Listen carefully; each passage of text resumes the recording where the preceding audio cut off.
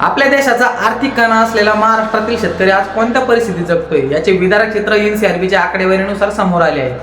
महाराष्ट्रासारखे प्रगतशील राज्य आज एका नकारात्मक यादीत अव्वल ठरले आहे। शेतकऱ्यांच्या आत्महत्यांच्या बाबतीत महाराष्ट्र टॉपवर आहे, हे एनसीआरबीचे आकडे सांगत आहे। ही केवळ आकडेवारी नाही, एनसीआरबीच्या अहवालानुसार शेतकरी आत्महत्यांच्या बाबतीत महाराष्ट्र नंबर 1 ठरला आहे। 2025 या वर्षातील पहिल्या 9 महिन्यात महाराष्ट्रात तब्बल 781 शेतकऱ्यांनी आत्महत्या केल्याची धक्कादायक माहिती समोर आली आहे।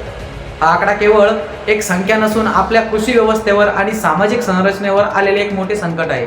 ही परिस्थिती का निर्माण झाली? ज्यांच्या घामातून आपण अन्न खातो त्यांनाच जगण्यासाठी एका संघर्ष करावा लागतोय। हे असे का घडत आहे की ज्यामुळे शेतकऱ्याला आत्महत्याचा रस्ता निवडावा लागतोय? शेतकरी आत्महत्याच्या विविध भागांतून येणाऱ्या या बातम्या संपूर्ण महाराष्ट्राच्या शेतकरी समाजाच्या वेदना दर्शवतात।